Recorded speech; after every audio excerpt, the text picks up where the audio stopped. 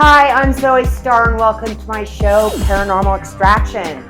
Wow, we have my favorite go-to guy and go-to gal on today. I only go to him for any UFO or terrestrial stuff and more. Okay, today we're going to talk about his bestseller. It came out immediately on Amazon. It's called Humanoids and High Strangeness. 20 true UFO encounters. Did you know that Preston has 31 books out? Oh yeah, for sure. So I'm really I'm so excited. So with Dolly is on today, Dolly Saffron, and she is a fully conscious contact. So let's go talk to her. I'm really excited. Hey, Dolly. Hey, Preston. Good morning to you. My favorite. You guys are my favorite. Okay. So, Preston and Dolly, we are going to be talking about your new book today. Why don't you just tell me the book title and where to find you, and from there, whatever you want to say, because I let you say anything you want. Okay, and Dolly knows that too. So why don't you go ahead and start? Dolly can kick in whenever she wants. All right. Yeah. Thanks, Zoe. Thanks so much. Yeah, I'm so excited about this new book. It's called Humanoids and High Strangeness, 20 True UFO Encounters. And I really love this topic. People seem to be really interested in direct face-to-face encounters with humanoids. And why I wanted to put this book together is because there are so many different descriptions that people give of all the different types of humanoids. But they're almost always humanoids. And it's fascinating to me because we have grays of all kinds, but also praying mantis type ETs, little blue guys, Nordic or human looking. I mean, short little hairy dwarves, and more than that. I mean, little elf like beings, tree spirits, Bigfoot, angels, religious figures, even in one chapter, a lady saw Mother Mary. Not kidding. Wow. Yeah, I mean, this is all connected. And that's why I have the title High Strangeness in there. Yeah. Yeah, it's not just, what people think, being pulled on board and examined and this sort of thing. Yeah, There's a whole, most of them think it's grays, but a lot of the ones you've talked about, I've had experiences with those. So, yeah, yeah, it's far more cool. diverse, as Dolly can attest to, uh, than most people think. It's not just grays. Cool. So let's talk about it. All right. Yeah, I mean, one case which just always comes to mind because it's a little bit more unusual than a lot of the accounts I hear involves two brothers from East Palo, Texas, who saw little blue beings. And I've certainly heard about these blue guys before. My sister in law had encounters with them, and she drew an illustration of what she saw. And every time I get a report of these little blue guys, I take the report and I pull up this illustration and ask them, is this at all similar to what you saw? And certainly when Dolly saw it, she's like, oh my gosh, that's what they look Wow. like. And Wow. Is yeah, this picture in your book then? I sent you the picture. It's in one of my books. Okay. This current book, it got so thick, Zoe, that I could not fit any illustrations in it. This is my Well, second with biggest book. Dolly there, of course it's going to get thick. It'll go double the size, right, Dolly? We're working on the second part of Symmetry starting up soon, and it's gonna get thick. Oh, So, but the little blue beings are awesome little beings, and they, as far as I know about them, they are the actual creators of the Greys AIs. They're considered Greys. They're part of the family of Greys. They're just an ethnicity of them, and they're the engineers for the AI Greys. So yeah. wow. It was amazing to hear Ron is his name, Ron Johnson, describe them because the reason he contacted me was he saw that illustration and lost his mind because he's like, wow, this is exactly what I saw with his brother. And it's funny because when he watched Star Wars and saw the little, what are those guys? Their name escapes me, but the little short guys with the hoods. Yeah. Okay. Yeah. He's like, oh my gosh, that looks like what we saw. And the Oh, Wizard of Oz kind of freaked him out too because they had little people yeah. running around. Okay. Yeah. They're really short. That's the one that you sent me. Yes. Yeah. Really Yep. little. So Dolly, question.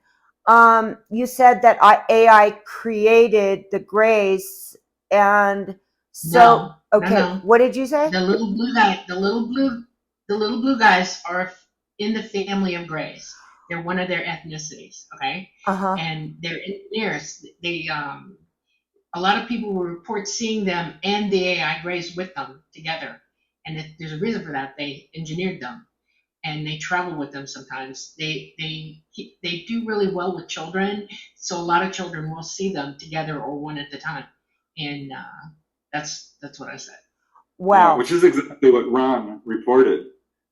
He was around 3 or 4 when the room would fill with light. This was in 1973, 74, thereabout. And first, a very tall being would come into the room. And he's honestly not sure what exactly it looked like. I suspect it's either a tall white or a praying mantis type ET, a Manted, because given that it was 8-9 feet tall, that's usually the description we hear. He said it was very thin. But then, of course, would come the little blue guys, and as Dolly says, right behind them were the AI Greys, would surround their beds. And what's so funny is, they would usually black out at this point. They'd wake up in the morning, and they would be bound up tightly, like a burrito, in their bed sheets, so they couldn't escape. Oh my God, that's kind of scary. It's weird. Well, you may think that maybe it was tall whites because they bundle their children, and when I hear that you've been bundled up in bed, that's their MO. They'll bundle the kids up like they do their own. So how the heck do they get out? Scream? They scream for their parents. That's what they did. And their parents would come running in. It's like, how did you do this? Like, we didn't. Just the little people. And their parents did not believe them, even though they had evidence right there. Right. And that happened over. And sometimes they'd be switched beds, which is even more interesting. And Zoe, I have other cases like this. One lady, she told me she woke up and her quilt had been rolled up tightly like a Tootsie Roll and tucked under both ends of the mattress and put over her neck. So she couldn't get up without really struggling. Wow. That's like a PTSD event. I'll give you a reference from here. Chinese people bundle as well. They bundle the children very tightly to sleep, and they will cover them tight into the beds so they stay put. So wow. It's not unknown. A lot of ethnicities do that. So. Wow. It works. It keeps your kids calm, Yeah, the Native Americans bundle their babies. They call papoosing. They papoose their children. Oh yeah, you're right. Yeah. Yeah. Oh, how great. Okay. Well, that's kind of scary, but not great. But he didn't find it particularly scary. Actually, he was always kind of entranced by these guys. They never hurt him. He said it was a little nerve-wracking at times, but he started coming up with all these really interesting topics. He's like, Mom, I think we came from Mars. She's like, why would you say that? He's like, I don't know. He's very interested in astronomy, he grew up Catholic and started asking questions in church that basically got booted. Oh, yeah. At a very young age, which is kind of, with all due respect, was kind of funny to me. Yeah. Because they could not handle the questions he was asking. Yeah, it's so funny because they're so into the demonology, but yet they can't go there. However, they do have a huge space station in, not a space station, but, place to go look out and find UFOs. I could be wrong, Dolly, in the Vatican. So why wouldn't, if they're saying about an observatory? Yeah. And the stuff about aliens, okay, but yet they'll kick him out Okay. Mhm. And then they do this demonology and they won't tell anyone about UFOs. Where in the Bible, I'm sorry, I could be wrong, Dolly, they clearly talk about UFOs. Sure they do. Oh, Okay. yeah. Okay. So, There's yeah. a whole bunch of, Yeah, Ezekiel, the book of Enoch. I Mm-hmm. mean, if you really look into it, there's quite a bit of bleed through with some of the angel encounters as well. Yeah. Yeah. So we got this little blue one. What's your next? Oh, okay. One more question on the blue ones. Do they take them to the ship? Oh yeah, yeah. He has some vague memories of being pulled up on a craft. Said he had missing time many, many times throughout his childhood. Later, as an adult, did see a few humanoids and had a number of paranormal encounters. Became very interested in astral travel. But yeah, it doesn't have a whole lot of memories of being on board except one. But I think that that is the norm. If you've got little beings coming into your room, more than likely you are being remain on board. protected. Oh, okay, I have a quick question. This is what everyone always comes to me, and then of course, I refer to you and ask you the questions, or Dolly, and Dolly's always right. She knows. She's Yeah, been there. yeah, she's always right. So I generally go to her now. Sorry, Preston. So, okay, here we go. Dolly's shaking her head because she's got to have an MRI today and she's in a lot of pain, you guys, just so you know. And very happy that she came on, even though this is happening to her. So please pray. Okay, Preston, everyone contacted me about the reptilians. Everyone wants to know about the reptilians. What is going on with that? You or Dolly? I don't care. Well, we can both speak a little bit about that. Honestly, Zoe, I don't get a whole lot of reptilian accounts.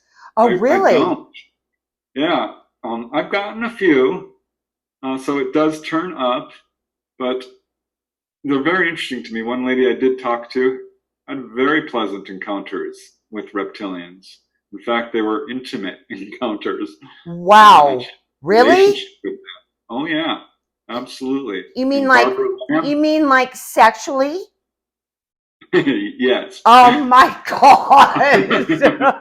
Yeah. Dolly, reptilians. All right.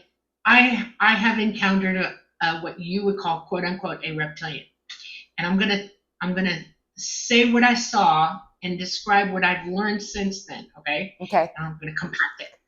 I was out camping and excavating an Indian burial mound in the Everglades in a cypress area and big hardwood hammock. And I was taking down my stuff, getting ready to leave. It was the end of my weekend out, and I suddenly felt some presence over behind my right shoulder. And I turned around, and he was pretty bloody big. He's a little over 6 feet tall, and I can hear you thinking, and all I could hear was No. I've been trained to react from a very young age to anything like that, and I bolted. I ran. I didn't even have to think about my butt was going. I didn't take any of my stuff. I jumped into the water. My canoe was on the other harbor hammock just across from it. I made it to my canoe. I didn't take the time to get in it. I pushed my butt out of there with that canoe. I didn't go back for a whole month. I mean, no. I've gone over in my mind and I've replayed it a few times, and I know what I was looking at, and it is nothing like anybody's ever described. Oh, really? Unfortunately. Yeah, I'm waiting for people to start. One of the hardest things for human beings is observational thinking while they're looking at something that's very stressful to them. They will only take a picture, and then pareidolia of the mind takes over, and they put in stuff from experience here. Okay. Yeah. And that's not a good thing. We need to train our children to be good observers, and hopefully adults as well. All right, so years are going by, and I'm talking to Talata and all my people on the ET side of it, the gray side, and they're saying they are from Earth. They are been here since the dinosaur age, and we're messing with their environment. Is that inner Earth?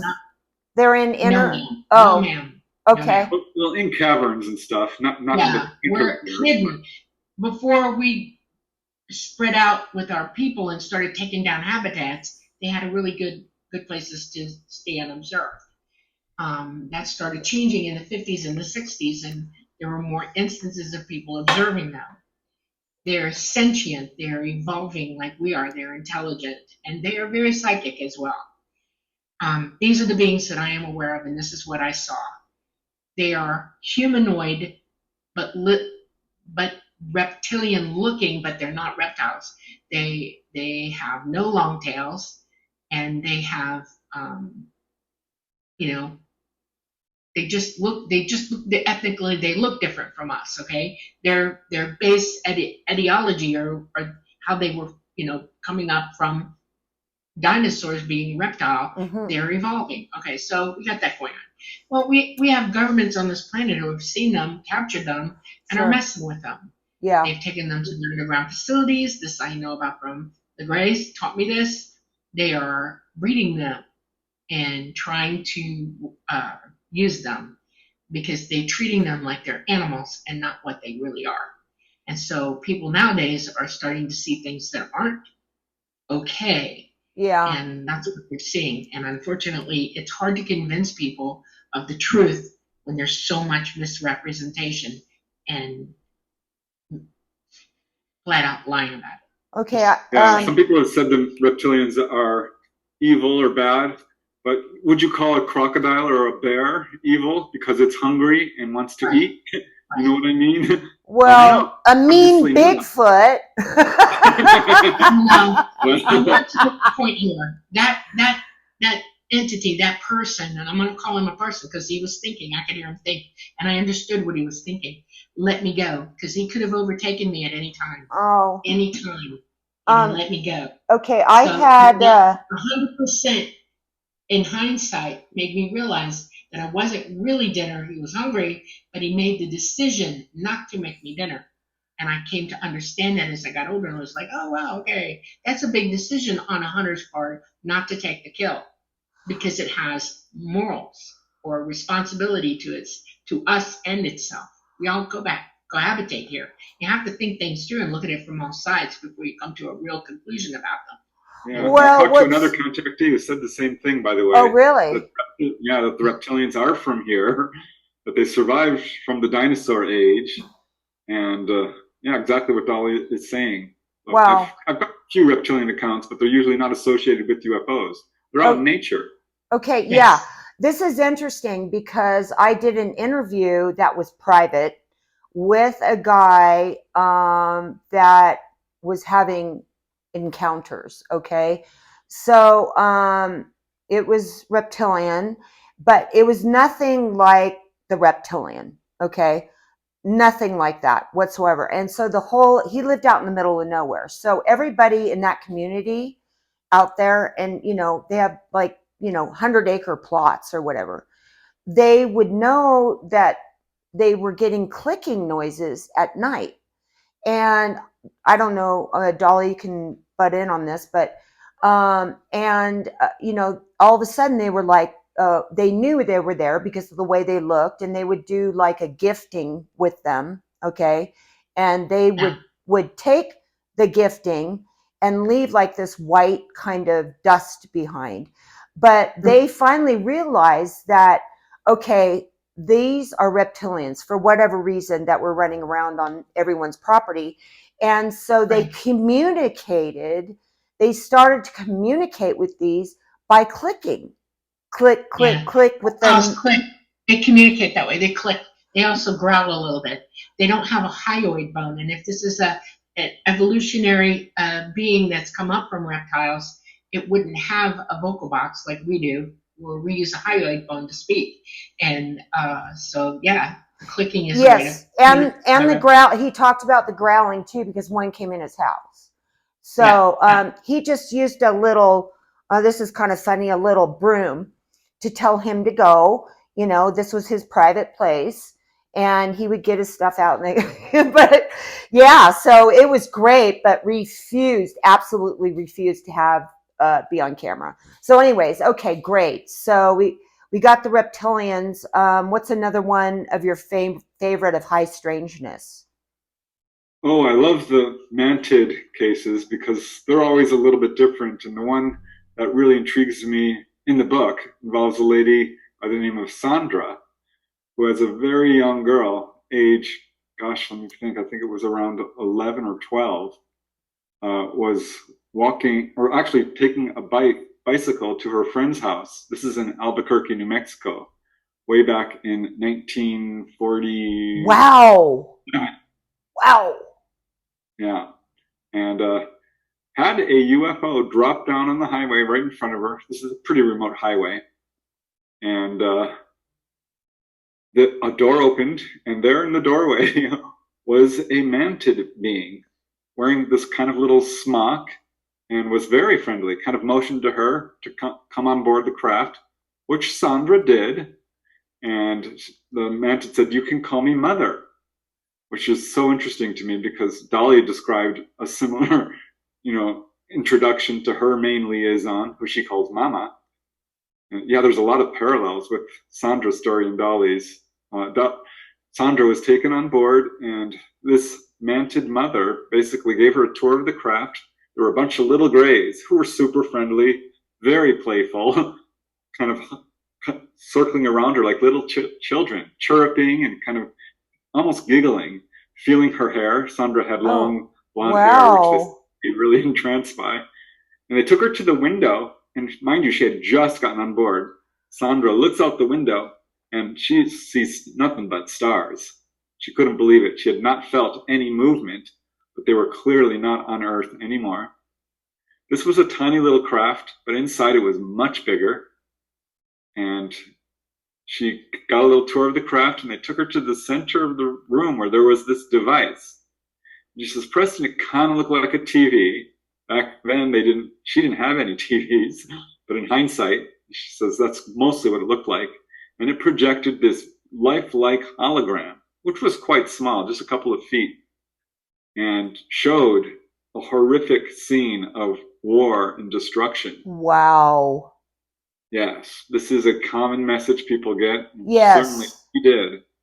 And she's such a little girl. She's just a little girl. And they basically told her that we are on the wrong path. You need to let people know that this is going to happen if we don't change our ways. Yeah, I mean, so we've talked about that a ton of times, that we have this warning, right?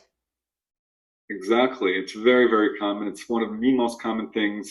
ETs of all kinds will say, grays, human-looking, mantids, you name it. They're very concerned about how we treat each other and our planet. And it's funny because Sandra, next thing she knows, she's back in her home. Turned out that her parents, her family, found her on the highway after checking several times. She wasn't there. Oh, I've heard this story. Yeah.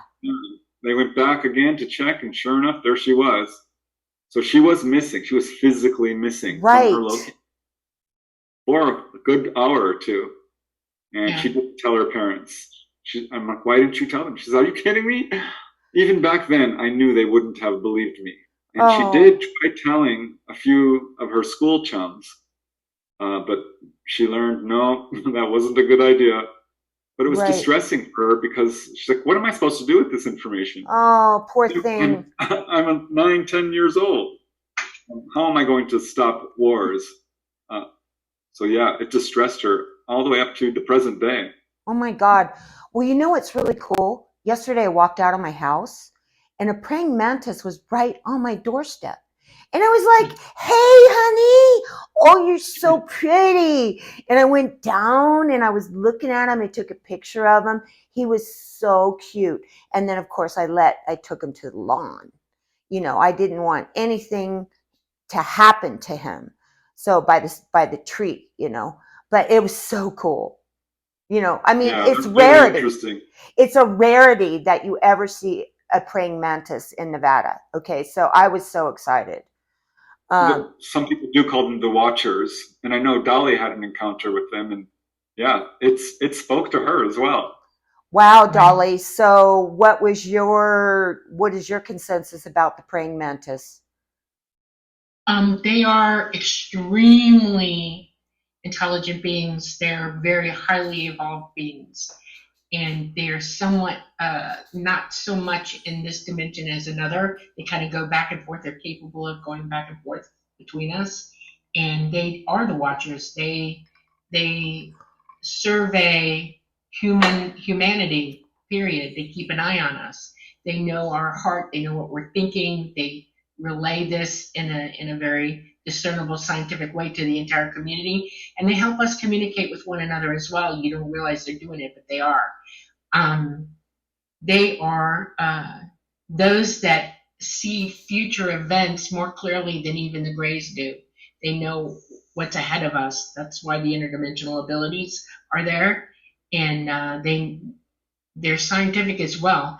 And if you have contact with them, you could probably get them to answer a few questions if you're able to understand what they're telling you. Sure. I didn't even get questions answered. I've learned this since my encounter with them. But I was taught by the Greys what was coming anyway, who knew through them. Right. You know? They have a cooperative going on between them, and they watch throughout the universe. The Mantids do. They're a being that is seen everywhere in the universe. That's one thing I do know. Okay, one question. Are they the ones that are shutting down our nuclear plants? No. Okay. No. Okay. The beings that shut our power down is a display, and it's to let them know of their own folly. Okay? When they panicked, when their power went off, they knew that this was a serious crisis and that it was deadly to them. Mm-hmm. Okay? Not because they were being attacked, because their own stupid tomfoolery put them in this position to be in this position. Right. That was the purpose of shutting them down. And it is the only people who have that ability are the craft themselves. They're fifth dimensional inner beings. Okay, they're non-corporeal. They are the authority in wisdom among all of the ETs, and it was to govern their responses and to make them sure and understand that if they made one mistake, they would cause devastation, because that is a I don't even know how to describe how horrible this is. This is a bomb. This is something that rips through space-time all the way through the dimensions. It kills, unequivocally kills, and they're playing games with it. Yeah. And they think they contain it, and they cannot. And that was the purpose of that exercise, was to teach them how ridiculous they're being. Yeah, I would call it the ET's number one worry with humanity, because that's certainly a message a lot of contactees get. Yeah. Do not mess around with nuclear material. Yeah, I've seen a lot of that. And you know, I think that's when the government got really scared. Was kind of like, whoa. Well, they were scared before that. They've been very paranoid. Yeah. But when you want power, you'll do anything to keep in power, and that's why they exist. Yeah, exactly. So, Preston, next one. We got about 10 left, 10 more minutes. So, you know. All right. Well, let's talk about a story about Greys, because this one was kind of interesting to me. This lady I talked to, who does not want her name used, comes from Maine, and she was a new parent. This is around the early 1970s, 71 or 72, when her little kid started screaming from outside. He's 2 years old, playing with his cousin, who's like 5, in the front yard. So her brother runs out and says, come out here right now, Pamela. That's not her real name. Mm-hmm. So she runs out, and there's an enormous saucer-shaped craft hovering over her 2 children. Oh, and they're screaming. He's screaming. So she runs and grabs her children. She's right under this enormous saucer-shaped craft with portholes, colored lights. This is bright daylight. So this is so close. Wow. There's no misperceiving this. And scoops up her kids, and one of her brother-in-law was driving up the driveway, because they watched this thing for 15 minutes. And as soon as he approached, this craft took off. And all Pamela could think was, not again, not again. Wow. This has happened to her before. Oh, wow. Okay. When she was 14 years old. She had seen UFOs a number of times. One followed her home 2 miles with her friend. And her dad saw it too. She's like, Dad, look. Like, it's a UFO, honey. he knows. He's worked in the military. She's a military brat. And what happened was when she was 14 years old, she woke up to people coming into her room. She says, honestly, Preston, at first I thought it was the devil. I'm like, well, what do you mean? She says, I've never heard of Greys. In hindsight, that's what they were. These little short beings with large heads, very dark eyes, gray skin, who told her, come with us. You have no reason to fear. And that set her off because, like, she says, well, when someone says, don't be afraid, the first thing you're going to do is be like, why would you tell me that? Yeah, right. So next thing, she was pulled through the wall, and to her shock, there was a UFO landed on the street right in front of her house, blocking the whole street. She's like, wow, if any car comes, they're not going to be able to get by. And they pulled her on board. This was a warm summer night. She says it was quite cool on board. And very much like Sandra described, they take her to the window, and already she can see star fields, and there's the Earth far, far below her. She had a little bit of attack of a vertigo because she didn't like heights, and she could not believe how quickly she was out in outer space, clearly. Yeah. And she kept saying, take me home, take me home. And they're like, not yet, not yet. She believes she was physically examined. She doesn't have super clear memories of it. But she said there was 6 or 7 Greys on board, and then there was this one taller one who was almost human looking, half gray, half human. So I guess we would call that a hybrid. And it was wearing, as Dolly has often described to me, a smock, sort of a summer dress almost. And it was looking at her and looking at the Greys, back at her, as if, are you done with her? What's going on? This sort of thing. And the only message she ever got was, you don't have to be afraid. Everything's fine. We're going to take you back in just a little bit. And they did. She woke up in her room. That's the next thing she knows. And ran to tell her parents. And her mom's like, oh, I don't want to hear about it. It scared her. But her dad's like, oh, I totally believe you, honey. I haven't had that experience, but I believe you. Which, to his credit, thank goodness for Pamela, because that gave her a lot of relief. Preston, but it turned out real quick. All her family would have encounters. In fact, her son, years later, reported seeing praying mantis ETs come into his bedroom. And that was just recently, a couple of years ago. Wow. Okay, I have one question because everyone asked me about this too, and I want to answer some questions. People say that they are probed and up the butt. Okay, and they all talk about this. Is that true, Dolly? Okay. All right, I want to describe to you what they're doing, and I'm going to give you Earth correlations as well. You're female, and I know that you've had a gynecologist in your lifetime. And if you've ever had a sonogram gynecologically, you know that they've used a probe to go up into your body to look at your cervix and your uterus and your ovaries. Oh, how fun. Well, a proctologist will use a sonogram to view the prostate, the bladder, okay, and all kinds of things. They have probes that can view the entire inside of your body from any orifice in your body. And the two, for the trunk of your body, the easiest ways to go are vaginally or anally. These are not bad things. We have these things done every day.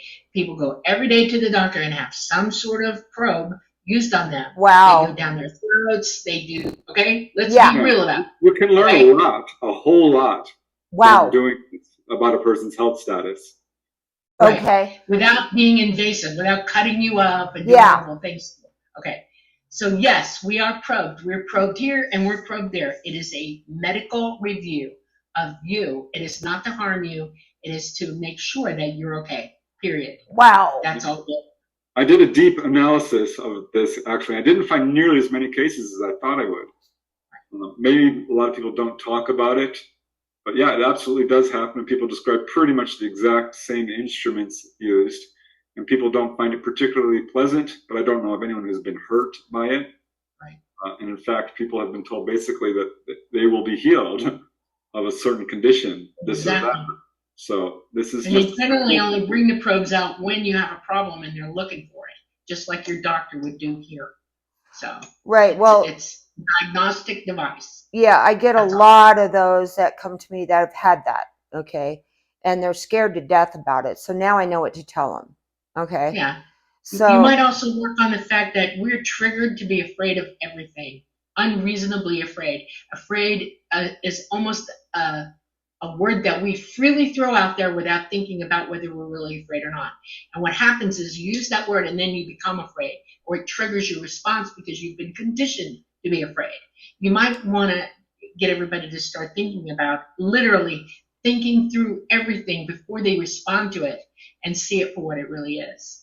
I mean, that happens on Earth. I mean, being a nurse, you have people come in the ER and they're out of their minds with fear. Don't do it. Don't. that's And me. you're like, no, we're not going to hurt you. We're doing something to help you. The same response because you were trained to be that way. Oh, my poor baby, you're okay to make nothing's going to go good. Stop it. It's time to stop thinking like that. It really is. No offense to anybody, but true. You know? Okay. Well, you didn't offend me because I'm like that. So, Preston, okay, so I have the answer for that. Last answer. Taking embryos, babies, things like that to make hybrids. Is that true, Dolly? Okay. Okay. And Yes. we don't have a lot of time, so I'm just Hybrids are mostly done the same way we do each other, and they don't harvest your ovaries. That does not happen. That is not true. People perceive it that way, or they think it's that way. It's not true. They might be looking at your ovaries to see if you're fertile, but they're not harvesting them. Doing in vitro anything does not help the embryo or the blast. You know, the blastocyst. It is impossible to create life in a petri dish and have it come out right. It is done the natural way. I am a hybrid. I have created 4 hybrids and I did it the natural way. So they're not remembering it properly, or it's a thing to talk like that. It's not true. Babies are born. We are hybrids. You're a hybrid, period. All of us are connected. We're all related, super related to one another. We come from the same place. We're related to them. You couldn't breed with another being unless you were both the same being. We're Homo sapiens sapiens, and so are they. They just look different. They can breed with us. We can breed with them. And the one thing that I do know scientifically that most people have lost the knowledge for, they're not taught anymore, is that if you inbreed, you're breeding down. If you expand the gene pool and broaden it out, it strengthens. So we've been strengthening each other for a long time. That's what that is. well, I Yeah, know I've I'm got a not. dozen cases of that. Oh, At you least, have? of Wow. missing, so-called missing pregnancies, and this is a very controversial aspect because some people Yes. are quite traumatized by it. But the majority of people I've talked to who have had a missing pregnancy at some point will meet their child, even up to adulthood, and have a relationship that's ongoing, and realize at that point that this was something they did in fact agree to. Wow. Wow. Well, I know I'm a hybrid Nordic. I have no doubt Okay. about that whatsoever. You know, the RH negative, I could go on and on and on about it, but I absolutely 100% believe in that. And I've been shown that. But anyways, Dee, are we at, what mark are we on? We're fine, I'll tell you. Okay. He's going to tell me. Yeah, but just not a minute before. Okay. So, yeah, because I gotta finish up here. Okay, Preston, you've answered all my questions that everybody asked, but what else in your book is like great? Well, there was one gentleman I interviewed from England, and that's what I love about this book. I talked to people in Canada, across the US, Europe, Australia, Peru, Argentina. This gentleman from England had 3 major encounters, one involving an apparent angel, one involving a pretty malevolent ghost, and one, as a very young boy, encountered a demonic hairy dwarf. Is what there's no other way to describe it. Wow. Yeah, he had crept into his dad's room to sleep along with his dad because he was, lonely, and his dad was asleep, just completely passed out. And he's lying right next to his dad when the door opens and this little short, demonic, hairy ape looking thing, I mean, it was 3 feet tall, comes and stands in the doorway and stares right at him. They lock gazes. Ooh. Right. Yeah, the guy's name is Andy Daly. He didn't allow me to use his real name. He said, I need people to know that these things happen, and I want to stand by my account because it's true. Uh-huh. It scared him so bad. He tried to wake up his dad, but he couldn't move. He was too afraid to move. He wasn't paralyzed. He was just frozen in fear. But he did close his eyes and then waited a few moments, a minute or two, and opened them. It was still there. Sharp teeth. Oh my God. Hair all over its body. A leering expression. Big dark eyes. Sounds like a miniature Bigfoot. He later saw a picture of Bigfoot in one of his father's books and said that was the closest it looked to. But this is a tiny little thing. Yeah. And its head was quite large. Wow. So I don't know quite what to make of it, but these accounts do turn up. Wow. This is what I love about this book. I mean, these are unusual humanoids of all kinds. Right. There could have been a Bigfoot child coming, checking them out. Well, that's why. Think about that. We do things as children. We leave the house at night. We go off and do weird things. Yeah. Maybe a Bigfoot child came in and stared at him, was looking for him. Right. You know, like, where are you in here? You know. It's in England, which doesn't have a huge Bigfoot presence, but apparently there are some. Wow. It's a very unusual story for sure. Yeah. So that's why your book is called High Strangeness, because you have a lot of high strangeness in it, which that would be high strangeness. So I'm into the. Oh, there goes the dog. I'm into the paranormal. Yes. No, that'll be in the video. Okay, dog's barking. You know what you just described. Somebody in the paranormal field would call that a demonic being. Okay. So what you're saying is that that was a type of extraterrestrial. You know, I'm undecided.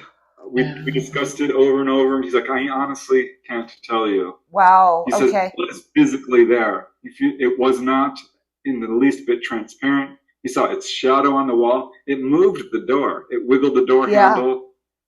It was physically real. But as far as what it was and where it came from and its intention and all of that, he's puzzled to this day.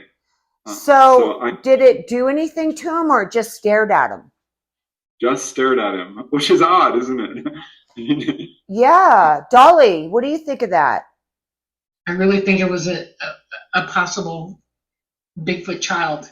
Honestly, that's my first impression. That's my intuition on it. That was he was just looking at him. He was as afraid of him as he was of him, and they were just deadlocked on one another.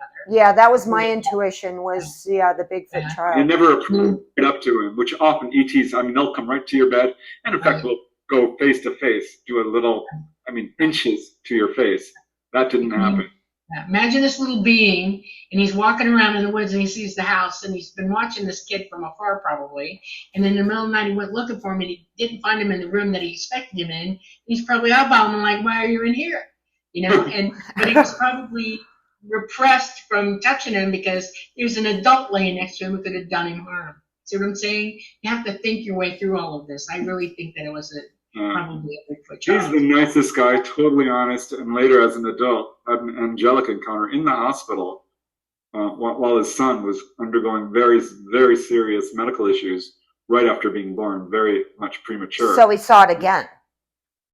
A human-looking angel, an angelic who basically gave him incredible comfort. And he wanted to thank the hospital staff. Like, who is this woman that came in and prayed with me?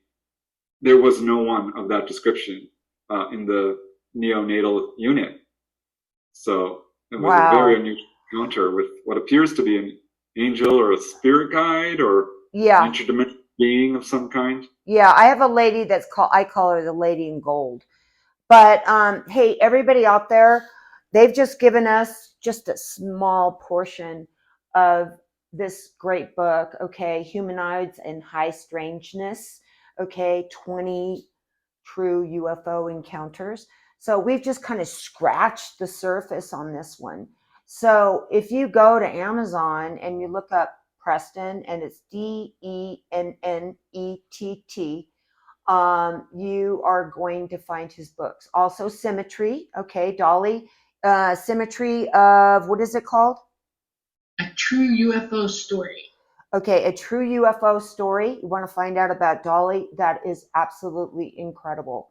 Also on the other YouTubes, I've interviewed her. So make sure you go there. Okay, well, I really appreciate you guys coming on, and you know I always do. And also talking to me besides being on here. But on this one, you're giving a lot of answers to people that have contacted me. So I just want to say I really appreciate it. Congratulations on the success of your book, along with Dolly helping you. Fantastic. You guys are together. I'm loving it. Love your photos. Love everything. So everyone, make sure you do that. And if you have any other questions, contact me or just read the book first. All right. I'll talk to you guys later. Dolly, you get to your MRI. And I'm having shoulder surgery. Yay! All right. I'll talk to you guys later. Thank you. All right. Okay. Bye.